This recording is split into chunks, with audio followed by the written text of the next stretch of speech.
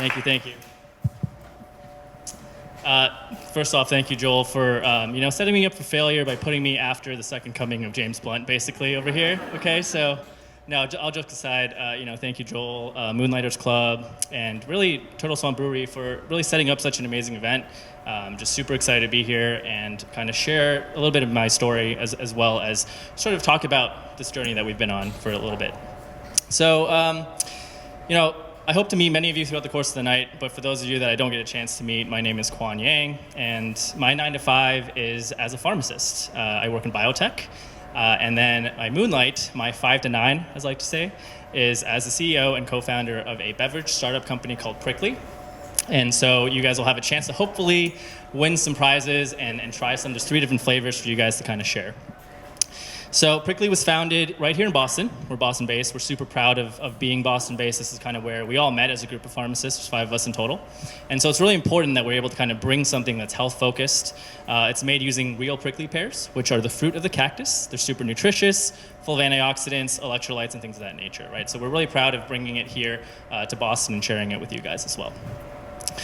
So tonight I kind of want to share 2 parts of my journey with you guys. The first is really the story of why I felt the 9 to 5 whole thing wasn't really right for me, right? How that started, when that started. And the second part is really the growth of Pricklee, the genesis of Pricklee, and then a couple of just lessons that we've kind of learned throughout that process that hopefully some of you guys are also aspiring, if not current moonlighters, that you can kind of relate to as well. So number 1, how and why, right? Why did this 9 to 5 journey not speak with me? So I went to school for 25 years of my life, and when it was all said and done, I had this doctor of pharmacy degree. I had this job that had high growth ceiling. I had this really strong professional network to kind of bring me to places that I would want to go within sort of the field that I had studied. So then why was it that within less than a year of starting this career that I'd spent almost a third of my life working towards, why did it feel like this whole journey was wrong for me? Why was this 9 to 5 just not right? Well, it wasn't sitting well.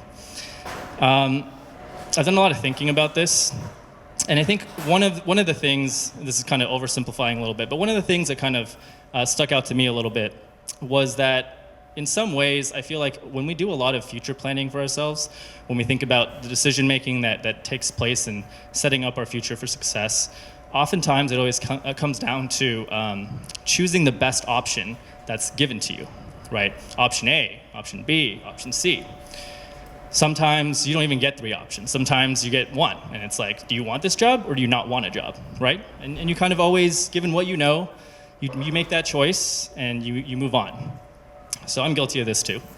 I did that, and I took the job.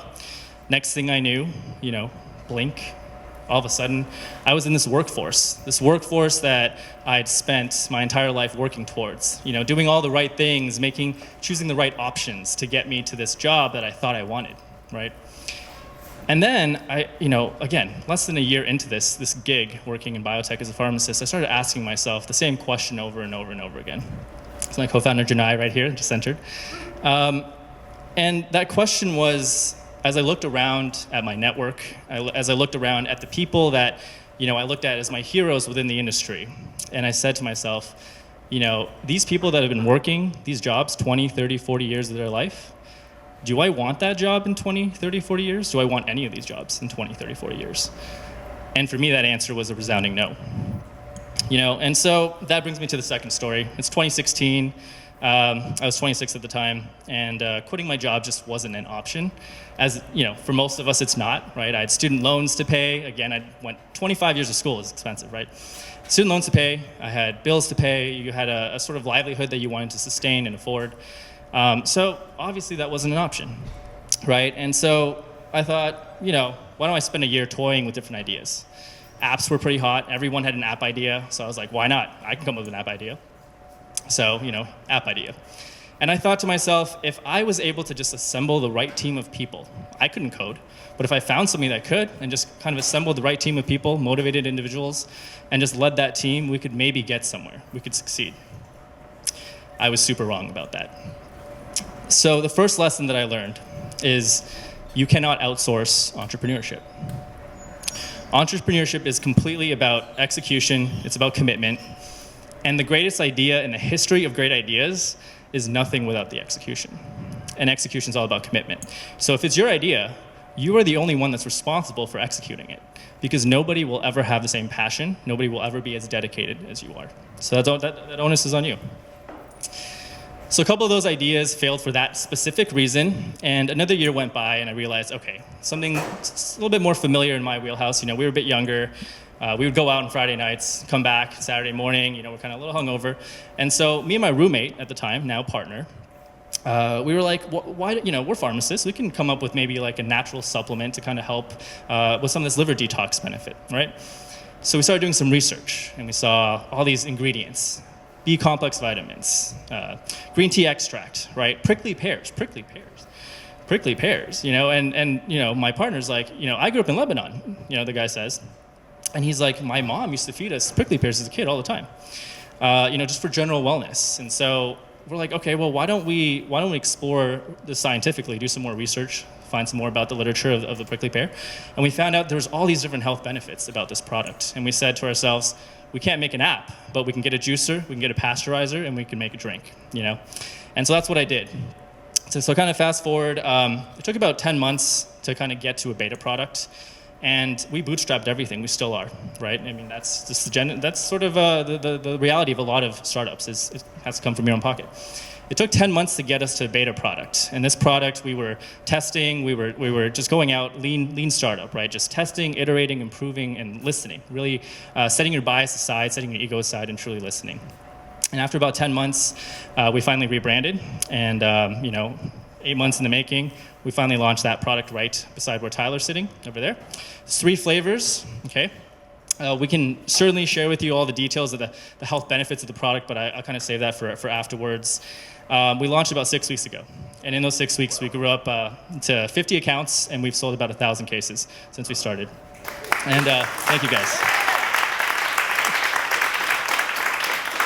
That, in a way, Pricklee's been in our lives for about 2+ years now, and getting to this point was not 6 weeks. It was many, many years, a lot of hard labor and effort.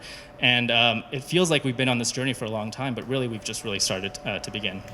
So I really just kind of want to leave you guys with 2 last, aspiring messages that, Moonlighters, future Moonlighters, current Moonlighters can hopefully relate to. And the first is, don't ever forget to celebrate your wins, no matter how small they may be. The losses, the ones that they can be super small, but they feel so big. And the wins, no matter how much you stack them, sometimes they just don't compare. And because the lows may feel so terrible, it's because you aren't crediting yourself enough for all the wins that you guys are achieving. So please remember to celebrate and reflect on how much you've accomplished on your journey. And the second and last thing I want to leave you guys with is the harder you work, the luckier you will get. Hard work, time, and effort are the only 2 things, or 3 things, and that as well, Maybe not 2, 3 things, okay? That will put you in a position to succeed when the time is right. So if it takes an hour to accomplish something, don't expect that you can finish it in 10 minutes, right? It comes down to execution. So those that truly respect the grind will be able to find success on the other side. Okay? Thank you guys.